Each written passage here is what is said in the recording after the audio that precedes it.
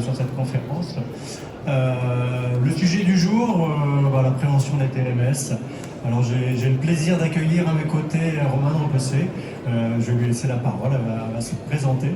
Et donc le sujet, ça va être de voir aujourd'hui comment on est passé d'un projet de modernisation grâce à la prévention des TMS à un véritable changement de culture dans l'entreprise. Voilà. Bonjour Romane, bienvenue parmi nous. Eh bien, bonjour à tous et merci d'être présente pour écouter cette conférence. Je tenais aussi à remercier Eric Montier et la INF pour me permettre de faire ce retour d'expérience. C'est un long travail qui a été fait auprès d'une entreprise agroalimentaire, donc Aqualand. Voilà, le but, c'est vraiment de vous présenter, à partir de la prévention des TMS dans un projet de modernisation d'un atelier, comment on est venu à amener une culture de prévention dans l'entreprise en entier. Alors certains d'entre nous ne connaissent peut-être pas la INF, on est une très vieille association reconnue d'utilité publique. Et on a deux objectifs au niveau de l'association, la prévention des risques professionnels au sens large, et puis la promotion de la sécurité, de la santé et de la qualité de vie au travail.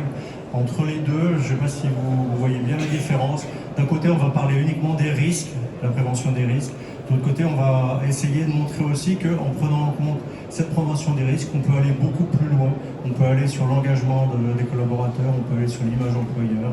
Voilà, il y a d'autres thématiques qui vont être beaucoup plus positives que uniquement regarder les risques, mais regarder également tous les bénéfices qu'on a à prendre en charge les problèmes dans les entreprises. Alors pour ça, on n'intervient pas que sur Préventica. On intervient régulièrement sur Préventica au travers de conférences. On intervient aussi beaucoup sur des supports de programmes de recherche. Notamment, alors là je peux vous le conseiller si vous avez encore un petit peu de temps sur Préventica, on soutient la prévention des addictions dans le monde de l'entreprise. Alors vous avez le site Addicted Pro qui est tout au fond là-bas, en diagonale d'ici, et où véritablement vous avez tous les conseils sur la prévention des addictions, qui est un lien avec les TMS également. Et puis, on intervient auprès des étudiants pour faire le monde professionnel de demain et d'une manière générale auprès de nos adhérents. Donc n'hésitez pas, je vous ai mis quelques plaquettes. Vous avez également nos programmes d'intervention sur le salon de Préventica et également la promotion de notre prix universitaire où on récompense les jeunes étudiants. Voilà pour ma part pour présenter la INF. Donc j'ai le plaisir de présenter Romane et puis on avait prévu d'avoir des invités à nos côtés. Si vous avez regardé le programme, il devait y avoir deux autres personnes. Elles n'ont pas pu venir, mais... Il y a un petit contretemps effectivement de la part de l'entreprise, mais du coup il y a quelqu'un qui a voulu témoigner pour vous faire ce retour d'expérience-là et avoir ce point de vue de l'entreprise, parce qu'il y a bien sûr mon point de vue à moi, et puis il y a le point de vue de l'entreprise. Donc pour vous contextualiser quand même, on parle d'Aqualand, donc c'est une entreprise de transformation de poissons, de truites en l'occurrence, avec un effectif de à peu près 1000 personnes, 1000 employés. C'est 16 000 tonnes de truites produites par an, avec un leader sur la truite fumée en France. Bon, il y a bien sûr l'élevage, il y a aussi la vente d'œufs embryonnés, mais là on est vraiment plutôt sur la partie transformation. Donc il y a Lionel Collin, directeur, qui a voulu se présenter. Bonjour, donc Lionel Collin, je suis directeur QHSE et RSE pour le groupe Aqualand. L'ensemble des activités autour de pisciculture, de nos ateliers de transformation en France et en Espagne. Alors voilà, c'est vraiment pour contextualiser. On avait fait appel, alors il y a tout le rétro-planning sur le projet de base, c'est que sur l'atelier d'abattage et viscération, au travers bien sûr de la question du bien-être animal, avec toutes les nouvelles normes, comment de ce point de vue-là, en partant du bien-être animal, on va pouvoir moderniser l'atelier autour de 3 objectifs. Le fait d'améliorer la qualité matière et microbiologique des aliments, mais aussi et surtout réduire les risques d'accidents de travail, les maladies professionnelles, améliorer la performance globale, que ce soit en termes de main-d'œuvre, de matière, de flux, de communication. Donc ça, c'est le constat qui a été fait en 2019 par l'entreprise, avec un projet d'ouverture du projet en 2019 pour une clôture en 2022. On verra comment ça a été modifié dans le temps. Mais de par ce constat-là, l'entreprise a décidé de faire appel à un prestataire en ergonomie parce qu'il y avait vraiment ce constat. Et je vais passer le témoignage également de Lionel. Alors, on a démarré un accompagnement il y a déjà maintenant plus de 3 ans.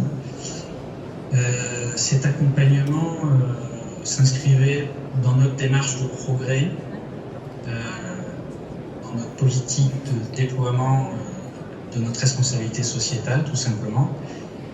L'objectif pour nous, c'est de continuer à grandir et de grandir correctement dans le respect des hommes, de l'environnement et de nos poissons. Et donc le projet d'accompagnement ergonomique, pour nous, il était l'occasion de réfléchir sur les conditions de travail dans nos ateliers et d'apporter de nouvelles solutions, qu'elles soient techniques ou organisationnelles. Et c'était vraiment le but de l'accompagnement, de trouver des personnes capables de nous faire réfléchir et progresser pour le bien-être au travail de nos équipes. Alors voilà comment est né le projet en 2019. Donc il y a eu un appel à projet, vraiment cette réflexion déjà de l'entreprise à se dire ok, on a des façons de faire, on voudrait faire autrement. On voudrait, dès la phase projet, intégrer quelqu'un qui analyse le travail, qui nous apporte une vision autre du travail, de façon à co-construire ce projet-là et que dans le temps, ça dure et qu'on ne fasse pas d'erreur, pour résumer. Donc c'est pour ça qu'ils ont décidé de se faire accompagner par un prestataire en ergonomie. Et il s'avère que la décision s'est portée vers mon entreprise. La décision s'est décidée vers mon entreprise parce qu'au-delà de faire de la prestation en ergonomie, on a un outil qui va permettre de factualiser les données biomécaniques. C'est-à-dire que on va pouvoir rentrer par la porte d'entrée biomécanique de façon à interpeller, à factualiser des données. Alors selon l'environnement, on va soit avoir une caméra fixe sur le terrain qui va être connectée à un ordinateur pour avoir en temps réel toutes ces données et voilà, quelle articulation est impactée. Ou alors, avec notre téléphone mobile qu'on a tous les jours sur nous, on va pouvoir filmer les situations de travail et puis de façon assez simple avoir ce retour visuel-là. Donc on va avoir l'image vidéo pour comprendre la situation, l'environnement et en même temps ces petits bâtonnets de couleurs qui aujourd'hui vont être un langage commun. Quand on va pouvoir être sur la situation de travail, on va pouvoir factualiser ces contraintes en disant ok, là c'est vert, jaune, orange, rouge, et tout le monde comprend ça, qu'on soit opérateur, qu'on soit directeur d'une usine, et ce qui va permettre d'aider à prendre des décisions. On va montrer ça, ça va impacter pour derrière analyser les données.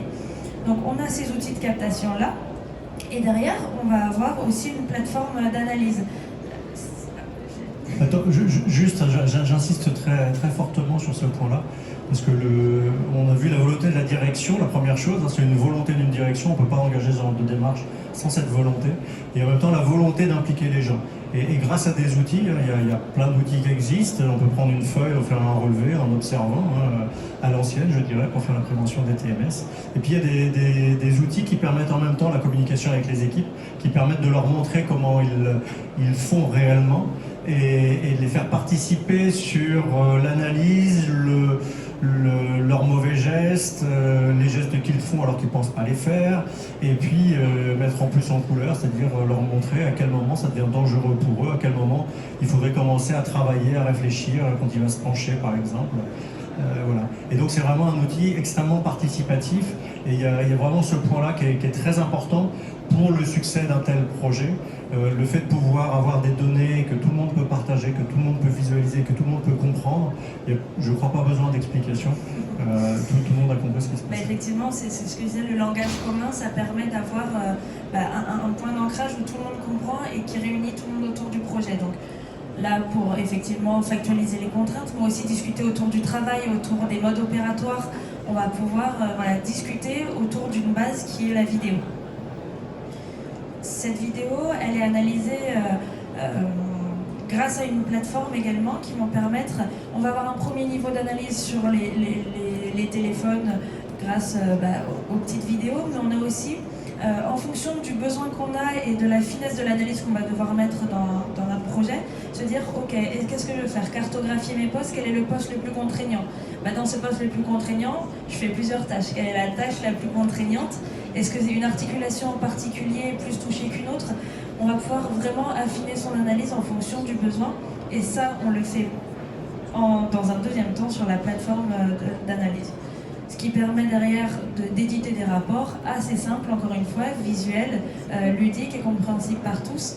Et c'est vraiment cette plus-value-là qui a fait que l'entreprise, dans la construction du projet, a voulu parler un langage commun dès le départ, co-construire en fait ce projet, et s'est dit autour de cette vidéo, autour de ce langage, on va pouvoir tous communiquer de la même façon et avancer ensemble autour du projet.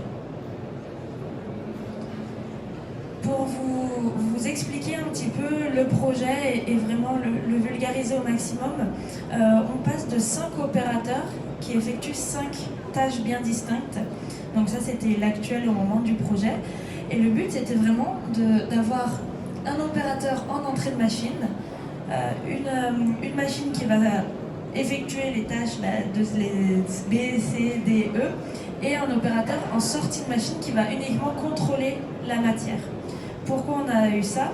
C'est que j'ai eu l'opportunité et la chance d'avoir un site de référence, c'est-à-dire que la machine qu'Aqualand voulait mettre en place dans son atelier d'abattage était mise en place dans une autre entreprise qui a accepté d'ouvrir les portes pour que moi, je puisse analyser à la fois le travail qui est fait actuellement, qui a été fait actuellement de façon manuelle à Aqualand, mais aussi la machine automatisée, comment on travaillait autour de cette machine et quelles étaient les contraintes. Et là, je vous le présente comme je l'ai présenté à l'entreprise, en disant, eh bien très bien, on passe d'une activité manuelle à une activité automatisée avec uniquement une tâche de contrôle. Pour autant, ce qu'il en sort avec les données biomécaniques, c'est que le poste manuel est 2 fois moins contraignant que le poste de contrôle. Donc forcément, ça, quand on arrive dans un diagnostic et qu'on dit aux entreprises « votre projet va être 2 fois plus contraignant en automatisant les tâches qu'en les faisant manuellement », alors là, il y a un gros blanc, les entreprises essayent de comprendre pourquoi et qu'est-ce qui s'est passé. Et d'où l'intérêt que cet outil vient appuyer une démarche complète en ergonomie de façon à être contextualisé dans une organisation du travail. Et ça va être vraiment, encore une fois, outil de discussion. On impacte avec ces données-là et ensuite on raconte l'histoire de pourquoi on en arrive à ces données-là. Donc j'ai pu interpréter... interpréter ces données, exposer les conséquences. Je vous la fais en bref parce que ça a été beaucoup plus long que ça, mais on parle de poisson. Donc le point de départ, c'est que quand le poisson arrive pour être abattu, le poisson c'est de la matière vivante et il grossit pas et il grandit pas de la même façon. Il peut être nourri de la même façon dans les bassins, mais le poisson va forcément arriver, ils vont pas tous être homogènes avec le même calibre, la même taille, le même poids.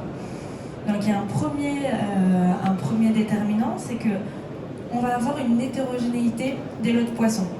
On va avoir le pisciculteur qui nous envoie des poissons en disant ok, ce lot-là, il va faire en moyenne 3,5 kg. Très bien, alors des fois, 3,5 kg annoncé, 3 kg la moyenne, mais pour autant, on peut avoir des poissons qui arrivent qui font 500 grammes comme 7 kg. Et donc ça, c'est un point d'entrée en disant très bien, qu'est-ce que ça implique en fait cette hétérogénéité des lots de poissons? C'est que l'organisation du travail est forcément modifiée. Quand la machine est réglée pour un certain calibre et que c'est tout autre calibre qui arrive au niveau de la machine, forcément ça déraille. Donc l'organisation du travail a été impactée. Et cette organisation du travail a été impactée, pourquoi? Parce que, au final, une tâche qui devait juste être d'ouvrir le poisson en deux et de contrôler la matière une fois qu'il avait été ouvert, éviscéré et vidé, on se retrouve, au final, à avoir une reprise entre 60 et 100% des poissons en fin de machine.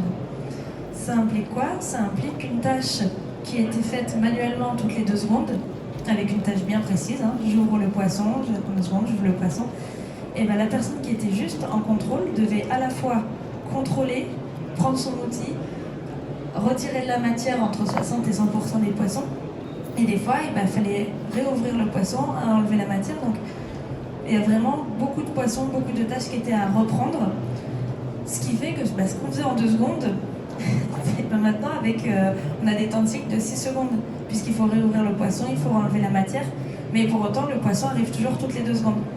Avec tout ce que ça implique derrière, et ben, on arrête la machine, il y a du poisson qui tombe, il y a de la perte. Et donc, ça a été vraiment des points d'entrée en expliquant que ces données biomécaniques-là, c'est pas uniquement que le poste est contraignant, c'est qu'on est remonté en disant mais pourquoi on a ces problématiques-là, comment ça a impacté l'organisation du travail et comment l'organisation du travail impacte les données biomécaniques. Ça a été vraiment le diagnostic pour faire le point en disant ok, on veut automatiser, mais aujourd'hui les machines ne sont pas en mesure de prendre en charge tous les calibres. Donc comment on fait?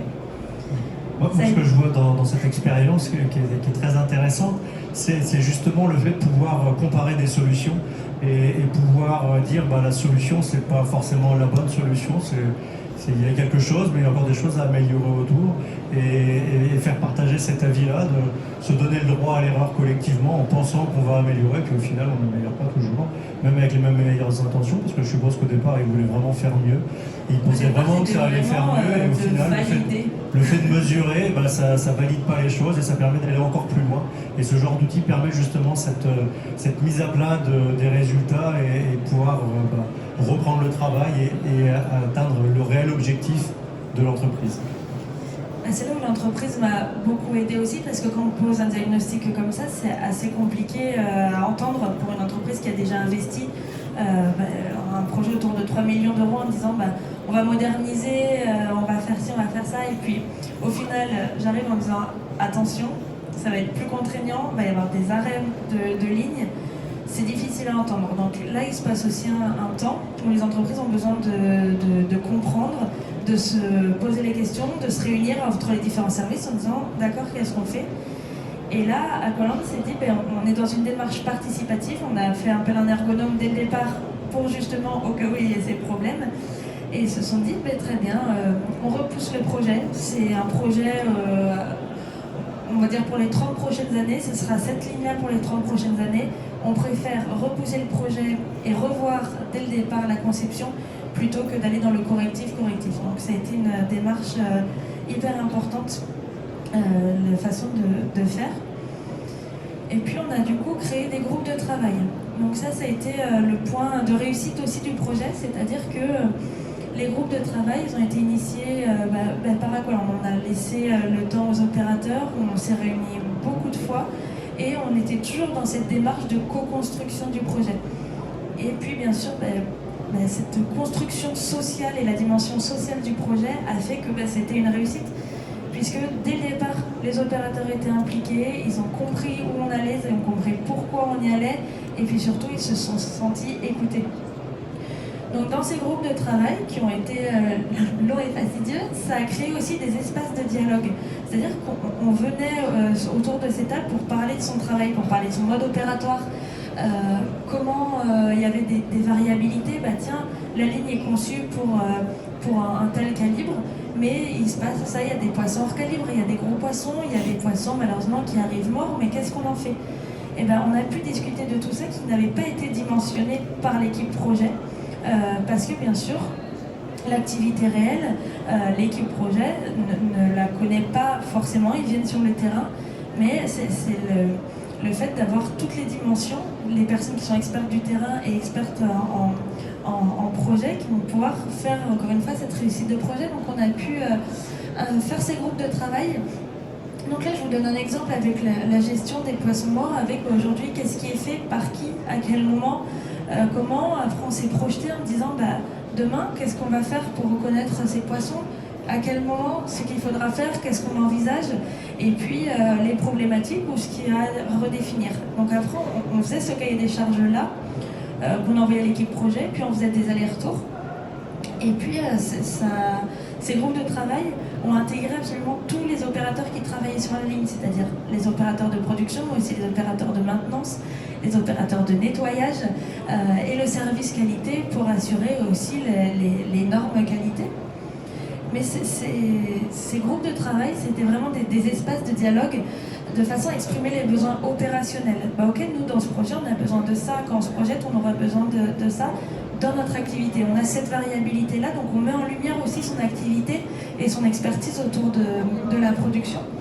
Et puis on a pu anticiper les variabilités, recenser les éléments du travail réel, de façon à se projeter et à concevoir la ligne.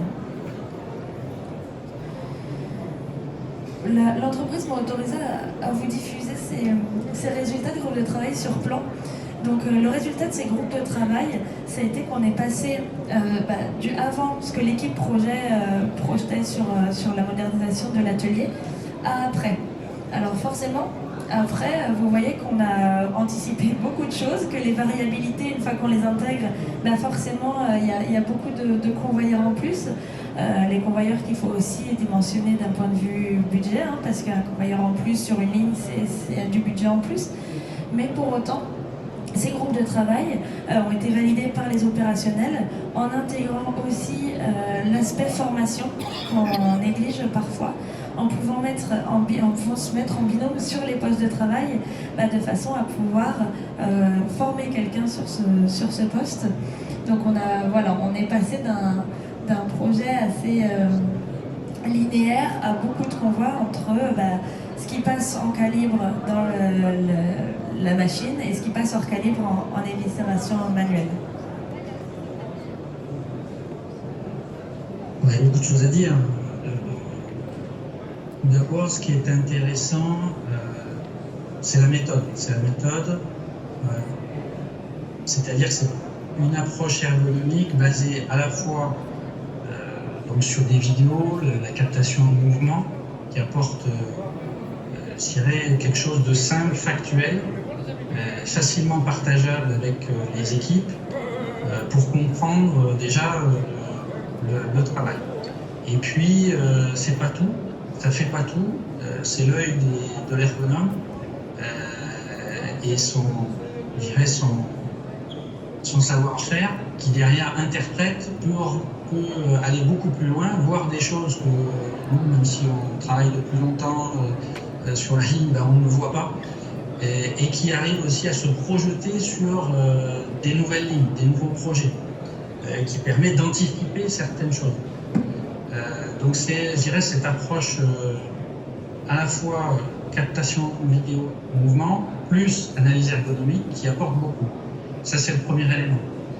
Et ensuite la clé de réussite, ça a été la mise en place de groupes de travail avec le personnel où là chacun a pu s'exprimer à un moment donné. Ça demande évidemment beaucoup de temps, beaucoup de mobilisation, beaucoup d'énergie, parfois on a l'impression de perdre du temps. Mais c'est ce qui fait qu'à la fin, on a des retours de nos équipes qui sont vraiment très très satisfaits parce qu'elles ont pu vraiment s'exprimer, donner leurs petits détails du quotidien, exprimer ce qui pour eux est vraiment essentiel. Et c'est ces échanges avec également l'appui de l'ergonome qui fait qu'à la fin, on arrive, alors on n'a pas résolu tous les problèmes, il y en a encore, mais on a avancé et tout le monde s'y retrouve à un moment donné, c'est le projet de tous. Et c'est vraiment cette approche-là qui est une clé de réussite pour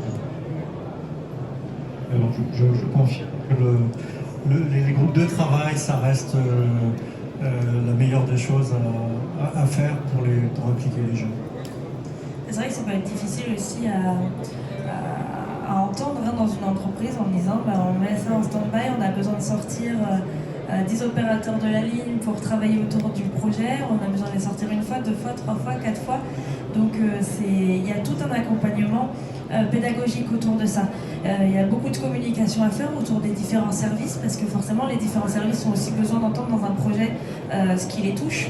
Donc il faut faire de la communication aussi un petit peu par personne, par service en tout cas, pour exprimer pourquoi on a besoin de faire ça, pourquoi le projet est modifié, parce que ça modifie aussi l'activité des managers, des directeurs de service, d'écarter un projet, de l'éloigner en tout cas d'un an. Ça modifie l'activité non seulement sur la production, mais aussi sur toutes les différentes lignes de l'entreprise. Donc c'est vrai que c'est quelque chose qu'il faut... il y a beaucoup de communication. Dans un projet de conception, c'est beaucoup de communication. Ce qu'on a pu voir aussi, c'est les résultats biomécaniques. Donc il faut savoir que ces résultats, la mise en place de la ligne ne s'est pas faite en 2021 ni en 2022, elle s'est faite en 2023, avec toutes les problématiques aussi qu'on connaît. On a pu faire un avant-après, c'est-à-dire passer... Alors là, je vous ai fait un exemple de l'activité d'abattage, avec un avant, avec des contraintes.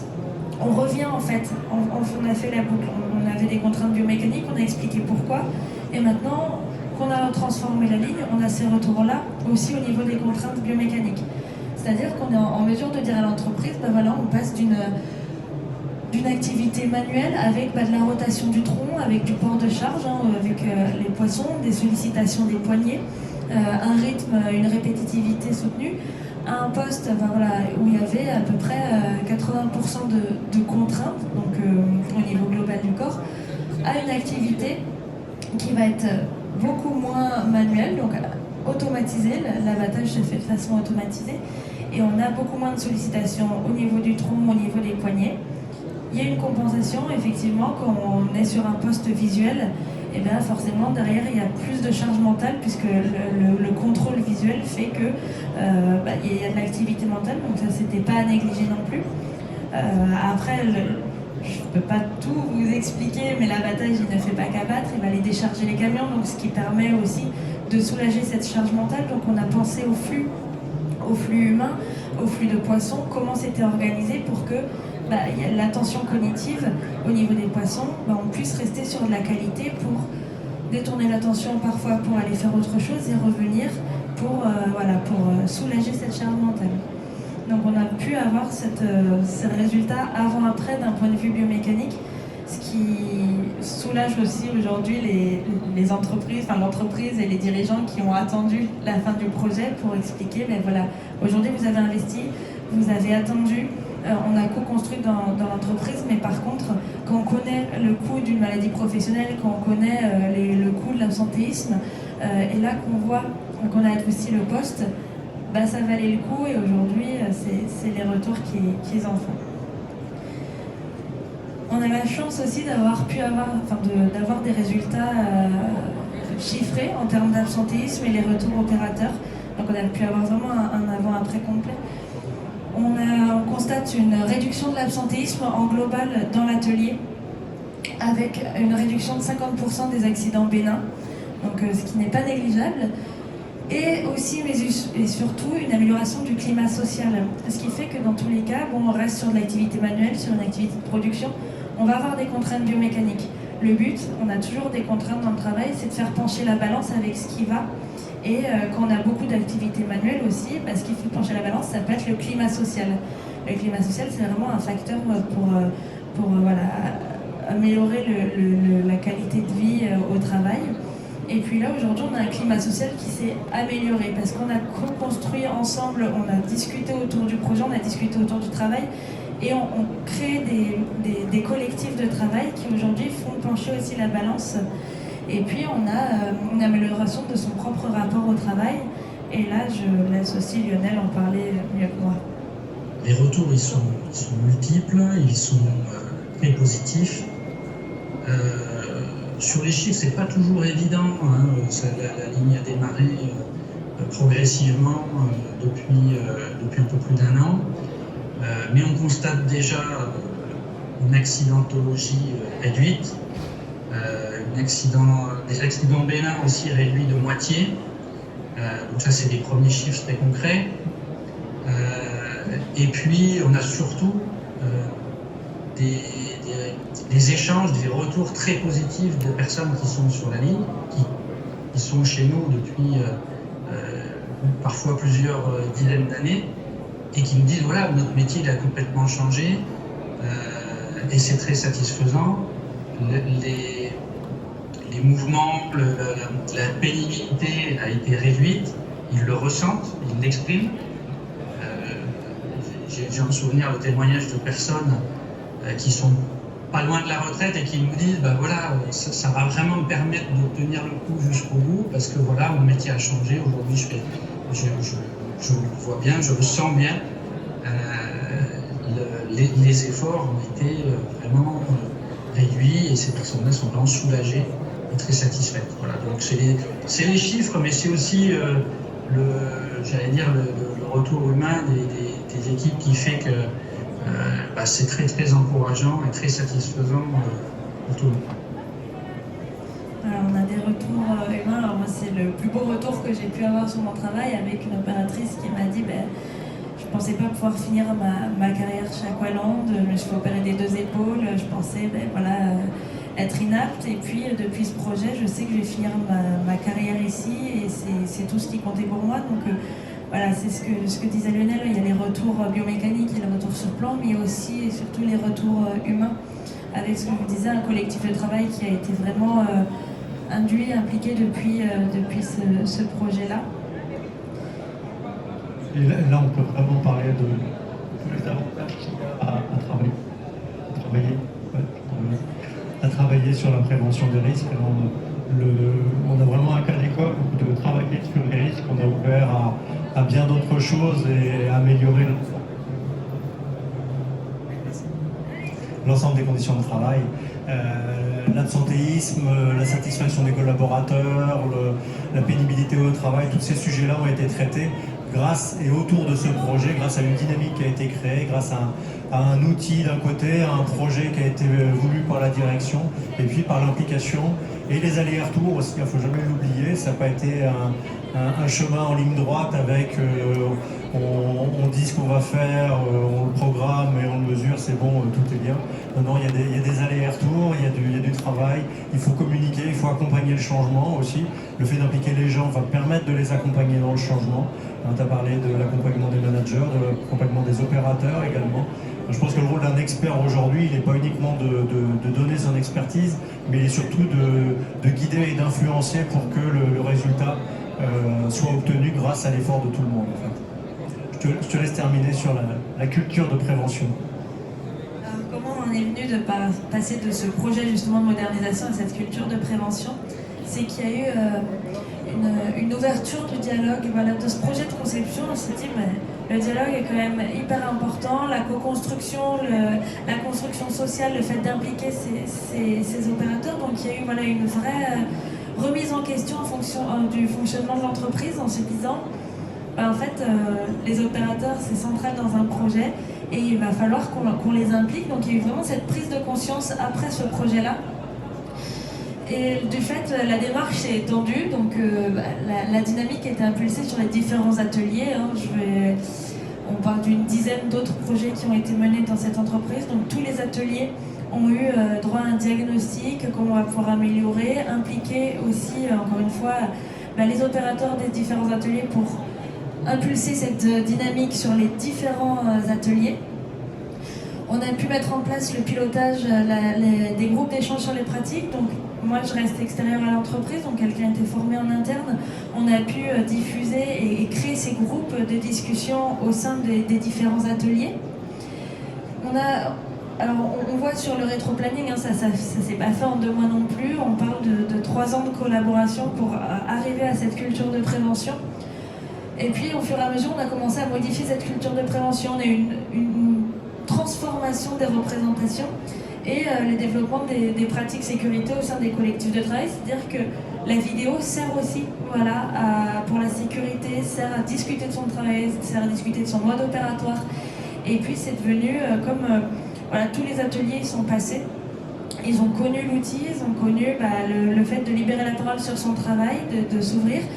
Et on a une dynamique dans l'entreprise qui fait que on développe ces pratiques sécurité, on développe les collectifs de travail, ce que je disais qui est très important. Et puis une appropriation de la démarche de la part de l'entreprise, c'est-à-dire que l'entreprise a mis en place des managers de proximité, des coordinateurs de zone dans chaque équipe qui vont être formés à la prévention et qui vont être les relais pour comprendre ce qui se passe, faire des remontées, faire les redescentes aussi. L'entreprise a acquis l'outil comme objet d'analyse, de diagnostic, mais aussi comme objet intermédiaire de discussion. Et puis, on est reparti du projet aussi en disant la transformation, d'accord, mais tout part également de l'élevage de poissons. Et cette démarche s'est étendue où des diagnostics ont été faits avec les pisciculteurs pour comprendre aussi pourquoi il y a cette différence de calibre, quelles étaient leurs contraintes à eux, quelles étaient leurs contraintes techniques, organisationnelles, pour aussi impulser cette démarche dès le départ et puis un peu boucler la boucle pour essayer de maintenir cette culture de prévention. Alors après, forcément, là, on a fait le diagnostic d'entreprise, on a accompagné, il y a beaucoup de choses qui ont été faites et puis pour que ça dure dans le temps, il faut aussi innover, il ne faut pas lâcher le projet. On arrive à 4 ans bientôt de collaboration. 4 ans, il y a aussi un cycle de vie d'entreprise où il y a des départs, où ça s'étouffe un peu, on ne sait plus ce qui a été fait il y a 3 ans, beaucoup de personnes ont bougé.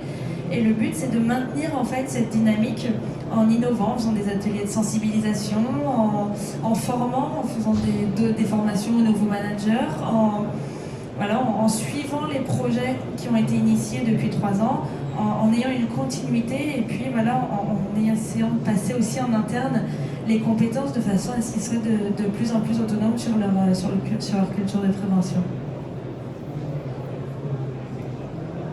Merci beaucoup Romane pour ce partage d'expérience, ce très beau projet aussi. Merci à l'entreprise. Et je te missionne pour remercier l'entreprise de nous avoir donné accès à toutes leurs données également pour pouvoir les partager avec vous. Bien partager les points forts d'un tel projet et les résultats, parce que ça c'est très important aussi de voir que bien sûr on a amélioré l'ergonomie du poste, mais on a été beaucoup plus loin dans ce type de projet. Il nous reste quelques minutes si vous avez des questions.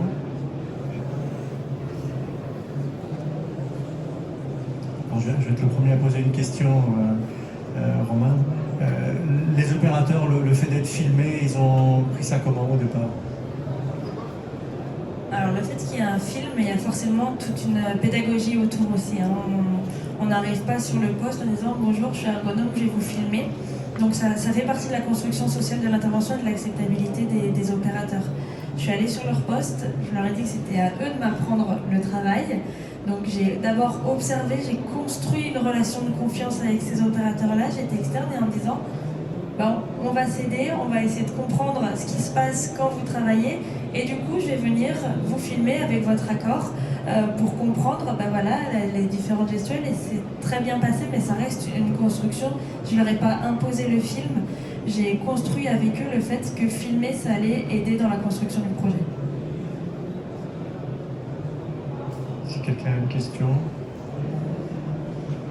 Non, visiblement pour l'instant ça n'inspire personne. Les managers, ils voient comment quelqu'un d'extérieur arriver et leur dire que leur projet qu'ils avaient prévu de modernisation, c'est pas la bonne solution, ils ont fait fausse route. Ils ont réagi comment par rapport à ça? Ça peut être la partie la plus compliquée dans l'intervention, c'est de dire à quelqu'un qui travaille depuis 3 ans sur le projet, je ramène des éléments du travail. Il y en a où il faut plus accompagner, il ne faut pas toucher aussi, pas remettre en question le travail qui a été fait, en disant vous avez votre point de vue.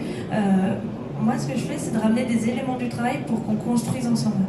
Il y a des managers où forcément ça veut dire que j'ai mal fait mon travail, ça veut dire que j'ai loupé quelque chose, ou j'ai rien à apprendre du travail, ou ce que vous me dites, c'est pas souvent, ça arrive très peu. Le but c'est de construire, c'est encore une fois beaucoup de pédagogie avec les opérateurs, mais aussi avec les managers pour essayer de rapporter des éléments de travail, amener un autre point de vue, mais pas contredire ou mettre en question ce qu'ils ont fait auparavant. Merci pour cette réponse. Toujours pas de questions. Ah, si. Excusez-moi, ça. Les opérateurs qui étaient avec des postures contraignantes, qu'est-ce qu'ils sont devenus? Et on a construit le travail autrement. Alors, les opérateurs qui faisaient de la transformation manuelle, on a aussi optimisé les rotations de postes. Donc on passe de ouvrir le poisson sur les hors calibres, après être conducteur de machine sur la machine. Au départ, je ne vous cache pas, il devait y avoir une suppression de poste. Et au final, en voyant toute la variabilité, tous les conducteurs de machine, ce que ça impliquait, au final, 2 personnes ont été embauchées dans l'atelier.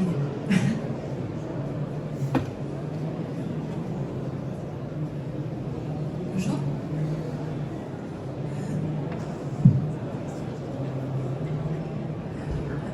Je vois comme dans le plan avant-après, il y a eu beaucoup plus de machines après. J'imagine que ça a été un point important pour l'employeur. Est-ce qu'il avait prévu et comment ça s'est passé?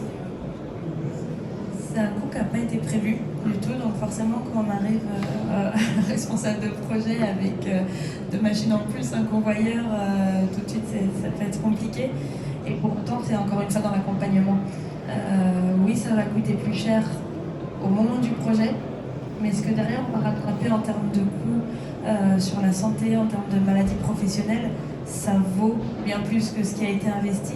Donc c'est là où il y a eu une remise en question de l'entreprise qui s'est dit, bon, quitte à investir, quitte à faire un projet, ce que je disais pour les 30 prochaines années, on se projette, effectivement c'est hors budget, mais pour autant, suffit que les cotisations aussi sociales diminuent et qu'en fait on passe d'une cotisation à un investissement, et ils ont eu cette dynamique-là en disant je préfère investir que cotiser à la CARSAT mais pour mes taux. Oui, tout à fait. Puis je pense que le retour sur investissement, ça a été une très bonne question à poser au directeur. Mais s'ils ont lancé une dizaine d'autres ateliers dans cette démarche, c'est certainement qu'il y avait un grand intérêt économique derrière, parce que l'entreprise est quand même là pour faire de la rentabilité, pour produire un travail le plus efficient possible, dans les meilleures conditions possibles. Et c'est certainement qu'il y avait une bonne adéquation entre le coût et le retour sur investissement à tous les niveaux. Parce que le fait d'investir dans des lignes, c'est investir dans le futur, c'est investir dans un état d'esprit. On voit qu'il change la culture de son entreprise en même temps. Donc je pense que c'est aussi plein d'autres projets qu'il n'aura pas à faire à côté pour essayer de résoudre des problèmes. Donc on a le focus sur l'atelier pour résoudre les vrais problèmes, et on voit que la culture change, l'absentéisme change, l'implication des gens change, certainement la fierté des gens change. Voilà. Je vous invite à lire sur le dernier article qui est sorti sur Aqualand avec le nouveau directeur industriel, monsieur Damien Sicot, qui a fait toute une publication sur le fait qu'il a réduit les cadences, et en fait il y a plus de productivité depuis. Donc ils ont vraiment une culture qui est globale, et ces derniers temps les cadences ont été diminuées, et pour autant ils constatent une augmentation de la production, de la productivité. Et je vous invite à lire cet article qui est vraiment intéressant et qui est sorti sur le groupe Aqualand sur leur site. Voilà, je pense qu'il va falloir qu'on... Non, on a encore le temps, d'accord, c'est bien, le fait de passer en fin de journée dans 2 minutes. Est-ce qu'il y a encore une dernière question? Est-ce qu'il n'y a pas eu aussi une amélioration de la qualité du produit? Alors la qualité produit, je ne suis pas la mieux placée vraiment pour en parler, mais pour autant avec le poste de contrôle, il y a plusieurs points de contrôle maintenant qui ont été définis, et avec le projet où effectivement il y a justement par exemple pour les poissons morts ou de la mauvaise qualité, où la truite au lieu d'être orangée elle est blanche. Le poste de contrôle, mais maintenant on lave les carcasses aussi, ce qui permet de déterminer dès le départ avec plusieurs points de contrôle et effectivement améliorer la qualité du produit. Voilà. Est-ce qu'on a une toute dernière question?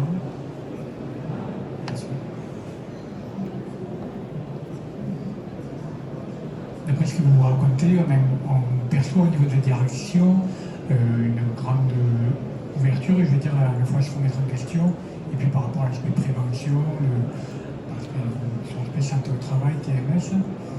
Est-ce que ces sensibilités étaient déjà présentes, je présume, au départ, mais est-ce que vous l'avez vu évoluer? Et si elle a évolué, est-ce que comment vous avez fait pour la faire évoluer?